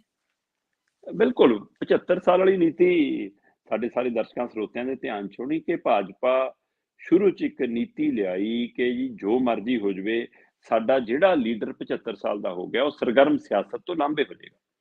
ਸੋ ਇਸ ਲਈ ਫਿਰ ਉਹ ਲਾਲ ਕ੍ਰਿਸ਼ਨ ਅਡਵਾਨੀ, ਮੁਰਲੀ ਮਨੋਹਰ ਜੋਸ਼ੀ ਵਰਗੇ ਵੀ ਉਹ ਮਾਰਗਦਰਸ਼ਕ ਬਣ ਕੇ ਰਹਿ ਗਏ ਵਿਚਾਰੇ, ਹਨਾ। ਉਹ ਸਭ ਤੋਂ ਵੱਧ ਨੁਕਸਾਨ, ਮਤਲਬ ਕਿ ਲਾਲ ਕ੍ਰਿਸ਼ਨ ਅਡਵਾਨੀ ਜਿਹੜਾ ਸੁਪਨਾ ਲੈਂਦਾ ਸੀ ਕਿ ਮੈਂ ਕਦੇ ਦੇਸ਼ ਦਾ ਪ੍ਰਧਾਨ ਮੰਤਰੀ ਬਣੂੰਗਾ, ਉਹ ਪ੍ਰਧਾਨ ਮੰਤਰੀ, ਫਿਰ ਉਹਨੇ ਉਮੀਦ ਜਗਾਈ ਕਿ ਸ਼ਾਇਦ ਰਾਸ਼ਟਰਪਤੀ ਬਣ ਜਾਵਾਂ, ਉਧਰੋਂ ਵੀ ਲਾਂਭੇ। ਸੋ ਆਪਣਾ ਗੁਰੂ ਜੀ ਦੱਸਦੇ ਸੀ ਨਰਿੰਦਰ ਮੋਦੀ ਹੋਰੀ ਉਹਨੂੰ, ਪਰ ਉਹ 75 ਸਾਲ ਵਾਲਾ ਫਾਰਮੂਲਾ ਲਾ ਕੇ ਉਹਨੂੰ ਲਾਂਭੇ ਕੀਤਾ।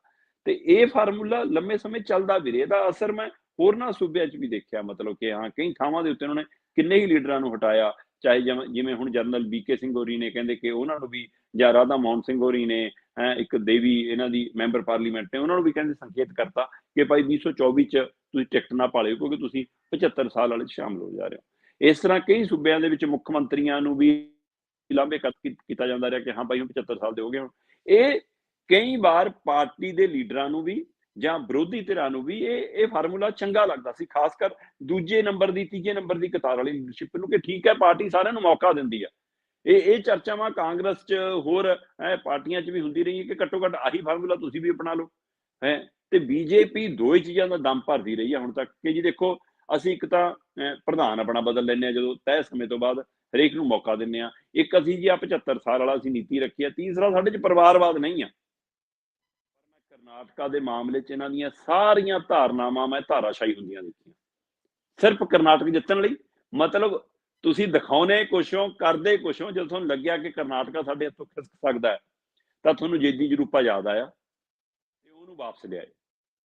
ਬੇਸ਼ੱਕ ਉਹਨੂੰ ਸਿੱਧਾ ਮਤਲਬ ਉਹਨੇ ਕਹਿਤਾ ਕਿ ਮੈਂ ਮੁੱਖ ਮੰਤਰੀ ਦੌੜ 'ਚ ਨਹੀਂ ਹੈਗਾ ਜੀ, ਪਰ ਇਹਨਾਂ ਨੂੰ ਲੱਗਿਆ ਕਿ ਜੇ ਇਹਦੀ ਜਰੂਪਾ ਨਾ ਹੋਇਆ ਤਾਂ ਅਸੀਂ ਕਰਨਾਟਕਾ ਨਹੀਂ ਜਿੱਤਦੇ। ਉਹਨੂੰ ਬਕਾਇਦਾ ਲਿਆ ਕੇ ਸਰਵ ਸ਼ਕਤੀਮਾਨ ਜਿਹੜੀ ਸੰਸਦੀ ਬੋਰਡ ਹੈ ਉਹਦੇ ਵਿੱਚ ਮੈਂਬਰ ਲਿਆਂਦਾ ਵਾਪਸ। ਪਹਿਲਾਂ 75 ਸਾਲ ਵਾਲਾ ਕਰਕੇ ਉਹ ਲਾਂਭੇ ਕਰਦਾ ਸੀ। ਬਕਾਇਦਾ ਜਿਹਦੀ ਜਰੂਪਾ ਨੂੰ ਜਿਹੜਾ ਇਹਨਾਂ ਦੀ ਬਹੁਤ ਤਾਕਤਵਰ ਕਮੇਟੀ ਆ ਸੰਸਦੀ ਬੋਰਡ ਦੀ ਉਹਦੇ ਵਿੱਚ ਲਿਆਂਦਾ, ਫਿਰ ਕੇਂਦਰੀ ਚੋਣ ਕਮੇਟੀ 'ਚ ਲਿਆਂਦਾ। ਹੋਰ ਛੱਡੋ, ਉਹਨੂੰ ਖੁਸ਼ ਕਰਨ ਲਈ ਭਾਜਪਾ ਨੇ ਆਪਣੀ 75 ਸਾਲ ਵਾਲੀ ਨੀਤੀ ਨੂੰ ਕਿੱਥੋਂ ਤੱਕ ਬਦਲਿਆ, ਇੱਥੋਂ ਇਹਦਾ ਅੰਦਾਜ਼ਾ ਲੱਗਦਾ ਕਿ ਉਹਨੂੰ ਉਹਨਾਂ ਕਮੇਟੀਆਂ 'ਚ ਲਿਆਂਦਾ ਤੇ ਫਿਰ ਉਹਨੂੰ ਚੋਣ ਮੁਹਿੰਮ ਦੇ ਵਿੱਚ ਵੀ ਮੂਹਰੇ ਲਿਆਂਦਾ। ਜਿਹੜੀ ਚੋਣ ਕਮੇਟੀ ਬਣਾਈ, ਨੀਤੀ ਘੜਨ ਕਮੇਟੀ ਬਣਾਈ, ਉਹਨਾਂ 'ਚ ਵੀ ਉਹਨੂੰ ਮੂਹਰੇ ਰੱਖਿਆ। ਸੋ ਇਹਦੀ ਜਰੂਪਾ ਨੂੰ ਚਿਹਰੇ ਨੂੰ ਲੈ ਕੇ ਬੀਜੇਪੀ ਤੁਰੀ, ਫਿਰ 75 ਸਾਲ ਵਾਲੀ ਨੀਤੀਆਂ ਨੁਤੀਆਂ ਸਾਰੇ ਲਾਂਭੇ ਹੋ ਗਈਆਂ। ਹੋਰ ਛੱਡੋ, ਇਸੇ ਯੇਤੀ ਜਰੂਪਾ ਦੇ ਮਾਮਲੇ ਦੇ ਵਿੱਚ ਕਿਹਦੇ ਸਹਾਰੇ ਸ਼ਾਇਦ ਕਰਨਾਟਕਾ ਬਚਣ ਦੀ ਉਮੀਦ, ਜਦ ਕਿ ਤਾਂ ਵੀ ਘੱਟ ਐਗਜ਼ਿਟ ਪੋਲ ਦਮ ਭਰਦੇ ਨੇ, ਉੱਥੇ ਦਾ ਮਾਹੌਲ ਦਮ ਭਰਦਾ ਹੈ। ਹਾਂ, ਫਿਰ ਵੀ ਦੂਏ ਨੰਬਰ ਦੀ ਤਕੜੀ ਪਾਰਟੀ ਬਣ ਸਕਦੀ ਹੈ ਔਰ ਇਹ ਤਾਂ ਘੱਟ ਸੀਟਾਂ ਲੈ ਕੇ ਵੀ ਸਰਕਾਰ ਬਣਾਉਣ 'ਚ ਮਹਾਰਤ ਹੈ। ਜਿਹੜਾ ਢੰਗ ਤਰੀਕਾ ਅਪਣਾਉਂਦੀ ਆ ਬੀਜੇਪੀ, ਇਸ ਲਈ ਸਾਹ ਅਜੇ ਵੀ ਜਿਹੜੀ ਧਿਰ ਨੂੰ ਲੱਗ ਰਿਹਾ ਕਿ ਐਗਜ਼ਿਟ ਪੋਲ 'ਚ ਅਸੀਂ ਮੂਹਰੇ ਆ, ਉਹਦੇ ਹਜੇ ਵੀ ਸਾਹ ਸੁੱਕੇ ਨੇ। ਪਰ ਇੱਥੇ ਪਰਿਵਾਰਵਾਦ ਵਾਲਾ ਫਾਰਮੂਲਾ ਵੀ ਮੁੱਕ ਗਿਆ ਜੀ। ਕਰਨਾਟਕਾ ਦੇ ਵਿੱਚ ਇਸ ਮੌਕੇ ਯੇਦੀ ਯੂਰਪਾ ਦਾ ਮੁੰਡਾ ਮੈਂਬਰ ਪਾਰਲੀਮੈਂਟ ਹੈ ਤੇ ਦੂਜੇ ਮੁੰਡੇ ਨੂੰ ਟਿਕਟ ਦਿੱਤੀ ਹੈ ਐਮਐਲਏ ਦੀ। ਹੁਣ ਇਹ ਪਰਿਵਾਰਵਾਦ ਨਹੀਂ ਤਾਂ ਹੋਰ ਕੀ ਹੈ ਜੀ। ਸੋ ਇਸ ਲਈ ਦਿਖਾਉਣ ਦੇ ਹਾਥੀ ਦੇ ਦੰਦ ਹੋਰ ਤੇ ਖਾਣ ਦੇ ਹੋਰ। ਇਸ ਲਈ ਭਾਜਪਾ 'ਚ ਵੀ ਕੁਝ ਵੱਖਰਾ ਨਹੀਂਗਾ। ਜਿਹੜੇ ਕਹਿੰਦੇ ਸਾਡੇ 'ਚ ਪਰਿਵਾਰਵਾਦ ਨਹੀਂ, ਤੁਹਾਨੂੰ ਮੌਕਾ ਕਿੰਨਾ ਕੁ ਮਿਲਿਆ ਜੇ ਸੱਤਾ 'ਚ ਆਉਣ ਦਾ? ਕਿੰਨੇ ਸਾਲ ਹੋਏ ਨੇ? ਸੋ ਇੱਕ ਵਾਜਪਾਈ ਵਾਲਾ ਦੌਰ ਤੇ ਨਰਿੰਦਰ ਮੋਦੀ ਦੀਆਂ 2 ਟਰਮਾਂ, ਉਹ ਤੋਂ ਬਾਅਦ ਹੁਣ ਲਗਾਤਾਰ ਤੁਹਾਡਾ, ਤੇ ਇਸ ਲਈ ਹੁਣ ਤੁਹਾਡੀਆਂ ਵੀ ਪੀੜ੍ਹੀਆਂ ਆਉਣ ਲੱਗ ਗਈਆਂ, ਰੰਗ ਦਿਖਣ ਲੱਗ ਗਿਆ। ਸੋ ਇੱਥੇ ਕਿੰਨਿਆਂ ਦੀ ਲੀਡਰਸ਼ਿਪ ਲਾਈਨ 'ਚ ਲੱਗੀ ਆ ਸਾਰਿਆਂ ਨੂੰ ਪਤਾ। ਸੋ ਇਹ ਇਸ ਲਈ ਇਹ ਕੋਈ ਬਾਕੀਆਂ ਤੋਂ ਵੱਖਰੇ ਨਹੀਂ ਗੇ ਜੀ। ਉਹੀ ਜਿਹੀ ਸਿਆਸਤ ਹੈ। ਉਹ ਕਰਨਾਟਕ ਜਿੱਤਣ ਦੇ ਲਈ ਇਹਨਾਂ ਨੇ 75 ਸਾਲ ਵਾਲੀ ਵੀ, ਅਹੁਦਿਆਂ ਵਾਲੀ ਵੀ, ਪਰਿਵਾਰਵਾਦ ਵਾਲੀ ਵੀ, ਸਾਰੀਆਂ ਨੀਤੀਆਂ ਨੂੰ ਆਪਣੀਆਂ ਨੂੰ ਡੱਬੇ ਬੰਦ ਕਰ ਦਿੱਤਾ। ਪਰ ਤਾਂ ਵੀ ਪਤਾ ਨਹੀਂ ਕਰਨਾਟਕਾ ਜਿੱਤ ਪਾਉਣਗੇ ਜਾਂ ਨਹੀਂ, ਇਹ ਅਜੇ ਵੀ ਮੁਸ਼ਕਲ ਹੈ ਤੇ ਭਲਕੇ ਨਤੀਜੇ ਆ ਜਾਣੇ ਆ, ਪਤਾ ਲੱਗ ਜੂਗਾ ਕਿ ਕਿੱਧਰ ਦੀ ਹਵਾ ਹੈ। ਬਿਲਕੁਲ ਜੀ, ਜਿਹੜੇ ਪੋਲੀਟੀਸ਼ੀਅਨ ਆ ਉਹ ਥੁੱਕ ਕੇ ਚੱਟਦੇ ਰਹਿੰਦੇ ਹੁੰਦੇ ਆ, ਇਹਨਾਂ ਦਾ ਕਿਹੜਾ ਕੋਈ ਸਟੈਂਡ ਹੁੰਦਾ ਹੈ। ਅੱਗੇ ਗੱਲ ਕਰਦੇ ਹਾਂ ਗੁਆਂਢੀ ਮੁਲਕ ਪਾਕਿਸਤਾਨ ਦੀ। ਉੱਥੇ ਵੀ ਪਲ-ਪਲ ਦੇ ਵਿੱਚ ਤਸਵੀਰ ਬਦਲ ਰਹੀ ਹੈ ਉਹਨਾਂ ਦੀ। ਬਿਲਕੁਲ, ਪਾਕਿਸਤਾਨ ਦੇ ਵਿੱਚ ਪਿਛਲੇ 3-4 ਦਿਨਾਂ ਤੋਂ ਜਿਹੋ ਜਿਹਾ ਮਾਹੌਲ ਬਣਿਆ ਹੋਇਆ ਹੈ, ਖਾਸ ਕਰ ਲਹਿੰਦੇ ਪੰਜਾਬ ਸਣੇ ਬਲੂਚਿਸਤਾਨ 'ਚ ਹੈ ਨਾ, ਤੇ ਖੈਬਰ 'ਚ, ਉਹ ਸਾਰੇ ਕਿਤੇ ਮਤਲਬ ਕਿ ਲਗਭਗ ਫੌਜ, ਇਸਲਾਮਾਬਾਦ ਉੱਥੇ ਦੀ ਰਾਜਧਾਨੀ 'ਚ ਵੀ, ਸੋ ਫੌਜ ਦੇ ਹਵਾਲੇ ਕੀਤਾ ਗਿਆ। ਉੱਧਰੋਂ ਫੌਜ ਨੂੰ ਹਮਲੇ ਦਾ ਸਾਹਮਣਾ ਕਰਨਾ ਪਿਆ। ਇਸ ਸਭ ਦੇ ਦਰਮਿਆਨ ਇਮਰਾਨ ਖਾਨ ਦਾ ਇਹ ਕਹਿਣਾ ਕਿ ਮੇਰੇ ਨਾਲ ਅੱਤਵਾਦੀ ਵਾਲਾ ਸਲੂਕ ਕੀਤਾ ਗਿਆ ਜਾਂ ਮੈਨੂੰ ਜ਼ਹਿਰ ਦਾ ਟੀਕਾ ਲਾ ਕੇ ਮਾਰ ਸਕਦੇ ਨੇ। ਪਰ ਅਚਾਨਕ ਸੁਪਰੀਮ ਕੋਰਟ ਨੇ, ਪਾਕਿਸਤਾਨ ਦੀ ਸੁਪਰੀਮ ਕੋਰਟ ਨੇ ਜਿਹੜਾ ਫੈਸਲਾ ਸੁਣਾਇਆ, ਉਸਨੇ ਉੱਥੇ ਦੇ ਪ੍ਰਧਾਨ ਮੰਤਰੀ ਨੂੰ ਵੀ, ਫੌਜ ਮੁਖੀ ਨੂੰ ਵੀ, ਉੱਥੇ ਦੀਆਂ ਵਿਰੋਧੀ ਪਾਰਟੀਆਂ ਨੂੰ ਵੀ ਮਤਲਬ ਕਿ ਹਿਲਾ ਕੇ ਰੱਖ ਦਿੱਤਾ। ਕਿਹਾ ਕਿ ਸੁਪਰੀਮ ਕੋਰਟ ਕਹਿੰਦਾ ਕਿ ਬਿਲਕੁਲ ਤੁਸੀਂ ਗੈਰ ਕਾਨੂੰਨੀ ਤਰੀਕੇ ਨਾਲ ਉਹਨੂੰ ਹਾਈ ਕੋਰਟ 'ਚੋਂ ਚੱਕਿਆ। ਇਹ ਕਿਹੜਾ ਤਰੀਕਾ ਹੁੰਦਾ? ਇਹ ਤਰੀਕਾ ਹੀ ਨਹੀਂ ਬਣਦਾ ਸੀ। ਉਹਦੀ ਗ੍ਰਿਫਤਾਰੀ ਉਹ ਬਿਲਕੁਲ ਗਲਤ ਆ। ਸੋ ਇਸ ਲਈ ਕਹਿੰਦੇ ਕਿ ਆਪਾਂ ਉਹਨੂੰ ਮਤਲਬ ਕਿ ਫਿਲਹਾਲ ਰਿਹਾ ਕਰਨ ਦਾ ਹੁਕਮ ਸੁਣਾ ਦੇ। ਸੋ ਉਹਦੀ ਰਿਹਾਈ ਨੇ ਇੱਕ ਵਾਰ ਫਿਰ ਪਲ 'ਚ ਹੀ ਸਿਆਸੀ ਫਿਜ਼ਾ ਪਲਟ ਕੇ ਰੱਖ ਦਿੱਤੀ ਪਾਕਿਸਤਾਨ ਦੇ ਵਿੱਚ, ਮਾਹੌਲ ਪਲਟ ਕੇ ਰੱਖ ਦਿੱਤਾ।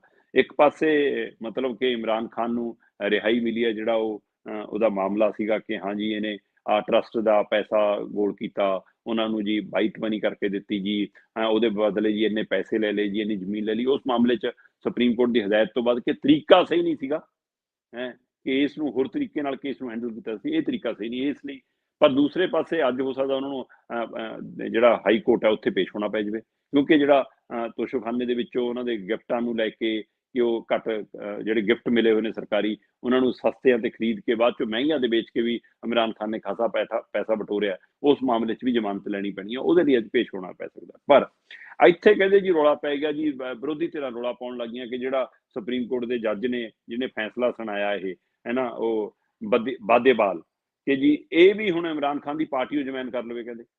ਪਰ ਮੈਂ ਦਰਸ਼ਕਾਂ ਨੂੰ ਦੱਸ ਦੇਵਾਂ ਕਿ ਇਹ ਉਹ ਜੱਜ ਹੈ ਜਿਹਨੇ ਇਮਰਾਨ ਖਾਨ ਦੀ ਪਿਛਲੀ ਸਰਕਾਰ ਨੂੰ ਵੀ ਡੇਗ ਲਿਆ ਸੀਗਾ। ਸੋ ਇਸ ਲਈ ਇਹ ਨਹੀਂਗਾ ਕਿ ਹਾਂ ਮੈਂ ਦੇਖ ਰਿਹਾ ਸੀਗਾ ਇਹਦਾ ਰਿਕਾਰਡ ਕਿ ਸੀਜੇ ਬਾਦੇਵਾਲ ਨੇ ਜਦੋਂ ਅਹੁਦਾ ਸੰਭਾਲਿਆ 2-3 ਮਹੀਨੇ ਮਤਲਬ ਪਹਿਲਾਂ ਅਪ੍ਰੈਲ 2022 ਦੇ ਵਿੱਚ ਹੈ ਨਾ, ਤਦ ਆਪਣੇ ਅਹੁਦੇ ਸੰਭਾਲਣ ਤੋਂ 2 ਮਹੀਨੇ ਬਾਅਦ ਅਪ੍ਰੈਲ 2022 ਦੇ ਵਿੱਚ ਇਹਨੇ ਬਕਾਇਦਾ ਤੌਰ ਤੇ ਅਸੈਂਬਲੀ ਦੇ ਵਿੱਚ ਡਿਪਟੀ ਸਪੀਕਰ ਦੇ ਫੈਸਲੇ ਨੂੰ ਪਲਟਦੇ ਹੋਏ ਮਤਲਬ ਕਿ ਹੁਕਮ ਲਾਤੇ ਸੀਗੇ ਕਿ ਇਮਰਾਨ ਖਾਨ ਨੇ ਗਲਤ ਰੋਲ ਨਿਭਾਇਆ, ਭੂਮਿਕਾ ਨਿਭਾਈ ਹੈ। ਇਸ ਲਈ ਮਤਲਬ ਕਿ ਉਹਨੂੰ ਮਤਲਬ ਜਿਹੜਾ ਮਤਾ ਹੈ ਉਹ ਲਿਆਉਣ ਦਾ ਹੁਕਮ ਜਾਰੀ ਕਰਤਾ ਸੀ ਕਿ ਹਾਂ ਆਪਣਾ ਸ਼ਕਤੀ ਪ੍ਰਦਰਸ਼ਨ ਕਰੇ ਤੇ ਆਪਣਾ ਦਿਖਾਵੇ ਕਿ ਹਾਂ ਉਹਦੇ ਕੋਲ, ਤੇ ਉਹਦੇ ਵਿੱਚ ਫੇਲ ਹੋ ਗਈ ਸੀ ਇਮਰਾਨ ਸਰਕਾਰ, ਬਹੁਮਤ ਨਹੀਂ ਸਾਬਤ ਹੋਇਆ ਸੀ। ਸੋ ਇਸ ਲਈ ਇਸ ਤਰ੍ਹਾਂ ਉਹਨੂੰ ਲਾਂਭੇ ਕਰਤਾ ਸੀ। ਹੋਰ ਛੱਡੋ, 2007 ਦੇ ਵਿੱਚ ਮੁਸ਼ਰਫ ਵੱਲੋਂ ਜਦੋਂ ਐਮਰਜੈਂਸੀ ਲਾਈ ਗਈ ਸੀ, ਉਸ ਸਮੇਂ ਉਹ ਐਮਰਜੈਂਸੀ ਲਾਉਣ ਦੇ ਵਿਰੋਧ ਵਜੋਂ ਇਸ ਜੱਜ ਨੇ ਹਾਈ ਕੋਰਟ ਦੇ ਜੱਜ ਵਜੋਂ ਆਪਣੀ ਤੈਨਾਤੀ ਸੰਭਾਲਣ ਤੋਂ ਇਨਕਾਰ ਕਰਤਾ ਸੀ ਕਿ ਇਹ ਐਮਰਜੈਂਸੀ ਦਾ ਮੈਂ ਵਿਰੋਧ ਕਰਦਾ, ਇਸ ਲਈ ਮੈਂ ਜੱਜ ਦਾ ਅਹੁਦਾ ਨਹੀਂ ਸੰਭਾਲੂੰਗਾ। ਸੋ ਇਸੇ ਤਰ੍ਹਾਂ ਇਮਰਾਨ ਖਾਨ ਦੀ ਸਰਕਾਰ ਨੂੰ ਉਹਨੇ ਕਟਹਿਰੇ 'ਚ ਲਿਆ ਕੇ ਖੜਾ ਕਰ ਲਿਆ ਸੀਗਾ 2022 ਦੇ ਵਿੱਚ, ਤੇ ਅੱਜ ਉਹਨੂੰ ਲੱਗਿਆ ਕਿ ਨਹੀਂ, ਅੱਜ ਦੂਸਰੀ ਧਿਰ ਗਲਤ ਕਰ ਰਹੀ ਹੈ। ਤਾਂ ਮੈਨੂੰ ਲੱਗਦਾ ਕਿ ਅਜਿਹੇ ਹਰ ਥਾਵਾਂ ਤੇ ਕੁਝ ਵਿਅਕਤੀ ਹੁੰਦੇ ਨੇ। ਸੋ ਇਸ ਲਈ ਪਲ-ਪਲ ਉੱਥੇ ਤਸਵੀਰ ਬਦਲ ਰਹੀ ਹੈ ਜੀ। ਚੀਫ ਜਸਟਿਸ ਨੇ ਹੁਕਮ ਦਿੱਤਾ ਕਿ ਕੋਰਟ ਦੀ ਗ੍ਰਿਫਤਾਰੀ ਗੈਰ ਕਾਨੂੰਨੀ ਆ, ਤੇ ਉਹਦੇ ਨਾਲ 1 ਘੰਟੇ 'ਚ ਮਤਲਬ ਕਿ 1 ਘੰਟਾ ਸੁਣਵਾਈ ਚੱਲੀ, ਤੇ ਉਸ ਤੋਂ ਬਾਅਦ ਰਿਹਾਈ ਦੇ ਹੁਕਮ ਹੋਏ। ਤੇ ਹੁਣ ਹੋ ਸਕਦਾ ਇਮਰਾਨ ਖਾਨ ਆਪਣੀ ਪਾਰਟੀ ਦੇ ਲੀਡਰਾਂ ਨਾਲ ਅੱਜ ਬੈਠਕ ਵੀ ਕਰੇ, ਹਾਈ ਕੋਰਟ 'ਚ ਪੇਸ਼ ਵੀ ਹੋਵੇ, ਦੂਏ ਮਾਮਲੇ ਜ਼ਮਾਨਤ ਵੀ ਲਵੇ। ਤੇ ਉੱਧਰ ਮੈਨੂੰ ਪਤਾ ਲੱਗ ਰਿਹਾ ਕਿ ਪਾਕਿਸਤਾਨ ਦਾ ਫੌਜ ਮੁਖੀ, ਪਾਕਿਸਤਾਨ ਦਾ ਪ੍ਰਧਾਨ ਮੰਤਰੀ, ਉਹ ਆਪਣੇ ਢੰਗ ਨਾਲ ਬੈਠਕਾਂ ਕਰਕੇ ਅਗਲੀ ਰਣਨੀਤੀ ਘੜ ਰਹੇ ਨੇ ਕਿ ਆਹ ਕੀ ਹੋ ਗਿਆ ਕਿ ਪਾਕਿਸਤਾਨ ਦੀ ਫੌਜ ਨੂੰ ਇਸ ਵਾਰ ਲੋਕਾਂ ਤੋਂ ਕੁੱਟ ਵੀ ਖਾਣੀ ਪਈ ਤੇ ਕੋਰਟ 'ਚੋਂ ਵੀ ਮੂੰਹ ਦੀ ਖਾਣੀ ਪਈ। ਮੈਨੂੰ ਲੱਗਦਾ ਉਹਨਾਂ ਨੂੰ ਪਹਿਲੀ ਵਾਰ ਅਜਿਹੇ ਚੈਲੰਜਾਂ ਦਾ ਸਾਹਮਣਾ ਕਰਨਾ ਪੈ ਰਿਹਾ। ਹੁਣ ਤੱਕ ਫੌਜ ਨੇ, ਉੱਥੇ ਦੀ ਫੌਜ ਨੇ ਆਪਣੇ ਹੀ ਲੋਕਾਂ ਨਾਲ ਜਾਂ ਆਪਣੇ ਹੀ ਸਰਕਾਰਾਂ ਨਾਲ ਜਿਹੋ ਜਿਹਾ ਵਤੀਰਾ ਕੀਤਾ, ਅੱਜ ਉਹਨਾਂ ਨੂੰ ਉਲਟਾ ਇਹੋ ਜਿਹੇ ਬੰਦੇ ਟੱਕਰੇ ਨੇ। ਸੋ ਬੇਸ਼ੱਕ ਇਮਰਾਨ ਖਾਨ ਦਾ ਆਪਣਾ ਰਿਕਾਰਡ ਵੀ ਵਿਵਾਦਾਂ 'ਚ ਚੱਲਿਆ ਆ ਰਿਹਾ ਕਾਫੀ ਕੁਛ, ਪਰ ਉਹਦੇ ਬਾਵਜੂਦ ਵੀ ਉੱਥੇ ਪਲ-ਪਲ ਸਿਆਸੀ ਤਸਵੀਰ, ਸਿਆਸੀ ਫਿਜ਼ਾ ਔਰ ਮਾਹੌਲ, ਪਰ ਲੋਕਾਂ 'ਚ ਫਿਕਰਮੰਦੀ, ਡਰ ਹੈ, ਕਿਉਂਕਿ ਉੱਥੇ ਆਟੇ ਨੂੰ ਲੈ ਕੇ, ਖਾਣ-ਪੀਣ ਦੀਆਂ ਚੀਜ਼ਾਂ ਨੂੰ ਲੈ ਕੇ ਜੋ ਸਥਿਤੀ ਹੈ ਤੇ ਮਹਿੰਗਾਈ ਜਿਸ ਕਦਰ ਹੈ, ਤੇ ਉਹਦੇ ਵਿਚਾਲੇ ਆਹ ਸਿਆਸੀ ਜੰਗ ਨੇ ਲੋਕਾਂ ਨੂੰ ਇੱਕ ਮਤਲਬ ਕਿ ਬਹੁਤ ਮੁਸ਼ਕਿਲ 'ਚ ਪਾਇਆ ਹੋਇਆ। ਬਿਲਕੁਲ ਜੀ, ਗਰਾਊਂਡ ਤੇ ਤਾਂ ਬਹੁਤ ਮਾੜਾ ਹਾਲ ਆ। ਬਹੁਤ-ਬਹੁਤ ਧੰਨਵਾਦ ਦੀਪਕ ਜੀ। ਸਤਿ ਸ਼੍ਰੀ ਬਹੁਤ ਅਕਾਲ। ਸ਼ੁਕਰੀਆ ਭੈਣ ਜੀ, ਸਤਿ ਸ਼੍ਰੀ ਅਕਾਲ।